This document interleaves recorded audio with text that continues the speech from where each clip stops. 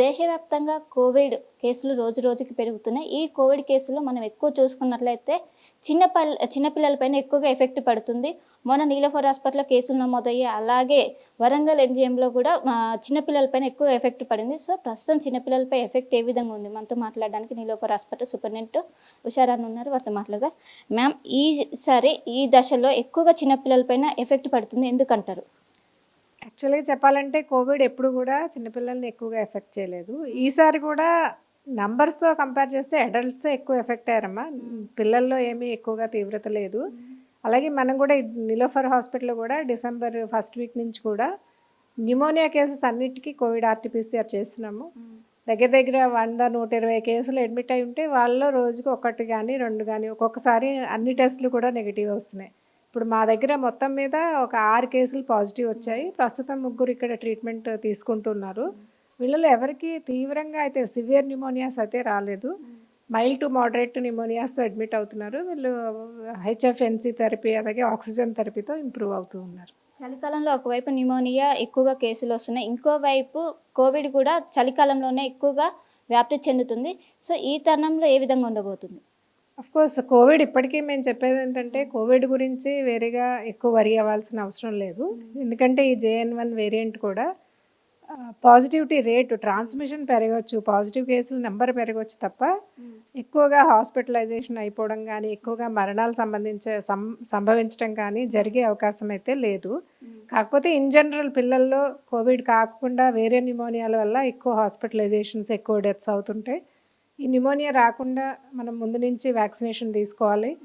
చిన్న చిన్న పిల్లల్ని ఎక్కువ క్రౌడెడ్ ప్లేసెస్లో తీసుకెళ్ళకూడదు.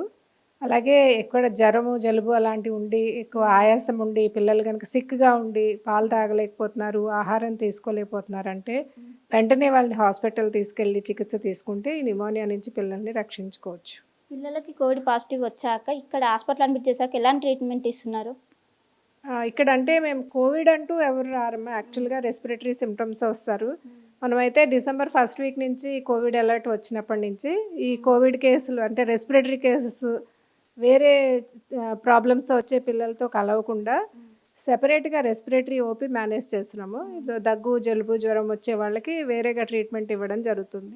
అలాగే ఎవరికైతే సివియర్ సిమ్టమ్స్ ఆయాసం దగ్గు జలుబు జ్వరంతో పాటు ఆయాసం కూడా ఉంటే వాళ్ళందరినీ వేరే బిల్డింగ్లో ఐసోలేషన్ బిల్డింగ్ అని వేరేగా 120 పడకలతో ఆక్సిజన్ సప్లై ఉన్న బెడ్స్ని అరేంజ్ చేసాము. ఈ రెస్పిరేటరీ కేసులన్నీ అక్కడే ఐసోలేటెడ్గా వేరేగా అడ్మిట్ చేయడం జరుగుతుంది. వీరందరికీ కూడా కోవిడ్ ఆర్టీపీసీఆర్ చేస్తూ ఉన్నాం. వీళ్ళలో ఎవరికైతే పాజిటివ్ వస్తుందో వాళ్ళని 20 బెడ్స్ కోవిడ్ వార్డ్ సెపరేట్గా రన్ చేస్తున్నాము. ఆ కోవిడ్ వార్డులో ట్రీట్ చేస్తాము. ఎక్కువ మైల్డ్ సివియర్ ఉన్న వాళ్ళకి ఓన్లీ ఆక్సిజన్ సరిపోతుంది. సివియరిటీ ఎక్కువ ఉన్న వాళ్ళకి హెచ్ఎఫ్ఎన్సీ కానీ వెంటిలేషన్ కానీ ఇవ్వడం జరుగుతుంది. ఇప్పుడు పీక్ స్టేజ్లోకి వచ్చే అవకాశాలు ఏమైనా ఉన్నాయా? ఇప్పుడు ప్రస్తుతం ఉన్న ట్రెండ్ ప్రకారం అయితే అట్లా ఏం అనిపించట్లేదు. లాస్ట్ 1 మంత్లో కూడా కేసెస్ ఏమీ గణనీయంగా అయితే పెరగలేదు. మేము కొన్ని వందల టెస్టులు నిలోఫర్లోనే చేసినాము. దానిలో మొత్తం మీద 6 కేసులు మాత్రమే పాజిటివ్ వచ్చాయి. సో, ఇప్పుడు శ్వాసకోశ రెస్పిరేటరీ ప్రాబ్లమ్స్ ఉన్న వాళ్ళకి కూడా ఎక్కువగా ఎఫెక్ట్ అవుతుంది. సో, వాళ్ళు ఎలాంటి జాగ్రత్తలు తీసుకోవాలి? మీరు అన్నట్టు పిల్లల్లో వీజింగ్ అనేది చాలా కామన్. ఎస్పెషలీ చిన్నపిల్లల్లో కానీ ఆస్తమా ఫ్యామిలీలో ఎవరికైనా ఆస్తమా ఉంటే చిన్నపిల్లలకు కూడా ఆస్తమా వచ్చే అవకాశం ఉంటుంది. ఇలాంటి ఆస్తమా ఉన్న పిల్లలకి ఈ సీజన్లో ఎక్కువగా మళ్ళీ రెస్పిరేటరీ ప్రాబ్లమ్స్ ఆయాసం రావడం, అలాగే ఏదన్నా వేరే వైరల్ ఇన్ఫెక్షన్ కోవిడ్ కానీ వేరే వైరల్ ఇన్ఫెక్షన్ వస్తే వీళ్ళకి సివియర్ అటాక్ వచ్చే అవకాశం ఉంటుంది.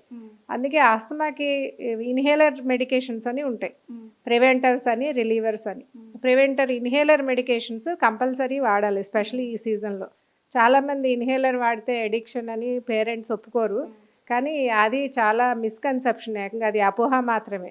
యాక్చువల్గా బెస్ట్ ట్రీట్మెంట్ ఇన్హేలరే. సిరప్ కన్నా ఇన్హేలరే కంటిన్యూ చేయాలి. ఎస్పెషలీ ప్రివెంటివ్ ఇన్హేలర్స్ ఈ సీజన్లో చలికాలం తగ్గే అంతవరకు 2 నెలలు అయితే 2 నెలలు 3 నెలలు అయితే 3 నెలలు కంటిన్యూగా వాడితే సివియర్ అటాక్స్ హాస్పిటలైజేషన్స్ని మనం నిరోధించవచ్చు. ఇప్పుడున్న పరిస్థితుల్లో వ్యాక్సినేషన్ అవసరమా? ఇప్పటికే బూస్టర్ డోస్ చాలామంది కంప్లీట్ చేసుకున్నారు. ఇంకా కంప్లీట్ చేసుకునే వాళ్ళు కూడా ఉన్నారు. ప్రస్తుతం అయితే బూస్టర్ వ్యాక్సిన్ రికమెండేషన్ అయితే లేదు.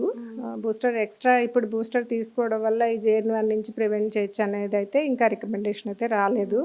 సో మేమంతా అనుకునేది ఇప్పుడైతే బూస్టర్ అవసరం లేదని. సో మొత్తం మీద ఈ విధంగా ఎక్కువ మంది న్యూమోనియాతో అడ్మిట్ అవుతున్నారు. వచ్చిన వాళ్ళలో చాలా తక్కువ పర్సంటేజ్లో పిల్లలకు పాజిటివ్ వస్తుంది. అండ్ ఎవరైతే రెస్పిరేటరీతో బాధపడతారో వాళ్ళు చాలా జాగ్రత్తగా ఉండాలి. అండ్ సెల్ఫ్ ఐసోలేషన్లో ఉండాలి. ప్రతి ఒక్కరు జాగ్రత్త పాటించాలి. అండ్ సోషల్ డిస్టెన్స్, మాస్క్ తప్పనిసరిగా పాటించాలని ఒకవైపు వైద్యులు అయితే సూచిస్తున్నారు. కెమెరా పర్సన్ పరశురామ్తో కలిసి శిల్ప RTV. మరిన్ని వీడియోస్ కోసం ఛానల్ ని సబ్స్క్రైబ్ చేయండి. లేటెస్ట్ అప్డేట్స్ కోసం వాట్సాప్ ఛానల్ ని ఫాలో చేయండి. అండ్ లింక్ డిస్క్రిప్షన్ లో ఉంది.